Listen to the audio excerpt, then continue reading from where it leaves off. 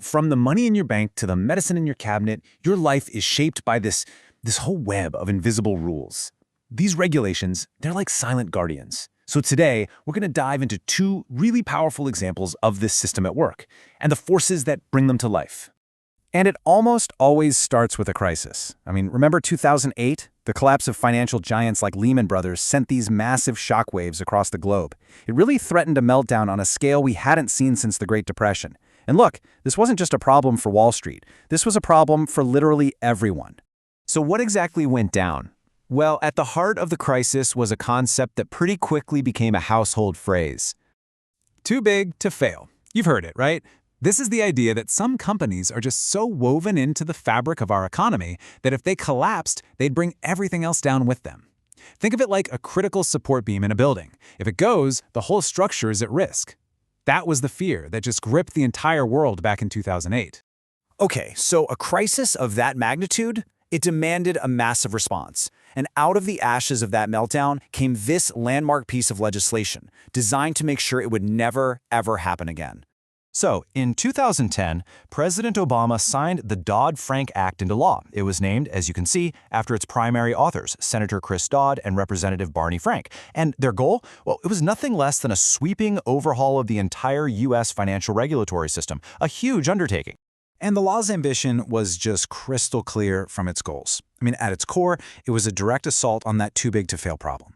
But it was also about stopping taxpayer-funded bailouts, shielding us, the consumers, from predatory practices, and trying to create an early warning system to spot the next crisis before it hits.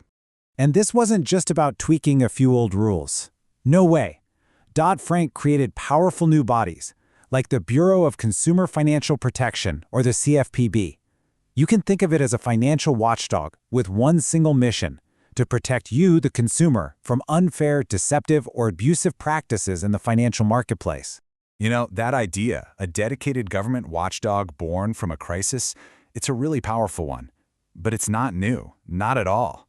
In fact, to really get what the CFPB is about, it helps to look at its predecessor, an agency born from a totally different kind of crisis over a century earlier. So, we've talked about protecting your wallet, but what about your health? Who makes sure the food you eat is actually safe and the medicine you take is effective? Well, this is where the original watchdog comes in, the FDA. This kind of protection really rests on two main pillars. On one side, you've got the scientific expertise, like the folks at the FDA Center for Drug Evaluation and Research, who scrutinize every new drug. And on the other side, you have the full force of federal law, which gives that scientific judgment the teeth it needs to protect public health. And comparing them side by side like this, it really highlights the pattern, doesn't it? The FDA was born way back in 1906, after a huge public outcry over unsafe food and medicine. Its mission is super broad, protecting public health. Dodd-Frank, on the other hand, is a modern creation, laser-focused on financial stability after the shock of 2008. So you've got two very different guardians, but they were born from very similar circumstances, a crisis that demanded action. So that begs the question, where do these massive system-changing regulations come from? They don't just appear out of thin air. A lot of the time, they're the direct result of immense public pressure, driven by a really powerful force. The legendary community organizer, Saul Alinsky, he really perfected a strategy that gets right to the heart of it. The idea is to identify a common enemy. It could be unsafe products, or predatory lenders, or a failing system, and you use that to rally people together and demand change. This is the absolute core philosophy of consumer activism. And it's actually a pretty clear four-step playbook. First, you identify a problem that affects ordinary people. Second, you mobilize public pressure, get the media's attention, get the public fired up. Third, you use that pressure to persuade lawmakers.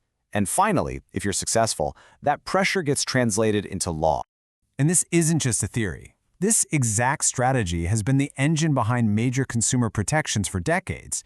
It's what forced the reforms that led to the FDA's creation, and then a century later, it's what fueled the public anger that made Dodd-Frank politically possible. It's just proof that organized citizens can absolutely change the rules of the game. But, enacting a regulation is never the end of the story. Not even close. Once the rules are on the books, a constant push and pull begins over their impact, their scope, and their very existence. And this creates a constant tension. On one side, you have critics arguing that regulations are just too tough on industry, that they increase costs and stifle innovation. But on the other side, you have many people arguing the regulations don't go nearly far enough, that they leave consumers vulnerable and the whole system still at risk. It's a debate where both sides truly believe they're fighting for a better future. Which, leaves us with the ultimate question. These invisible guardians, from the FDA all the way to the architects of Dodd-Frank, they operate in this world of constant debate. So in our increasingly complex world, how do we find the right balance between the freedom to innovate and the need for protection? What do you think is the right balance?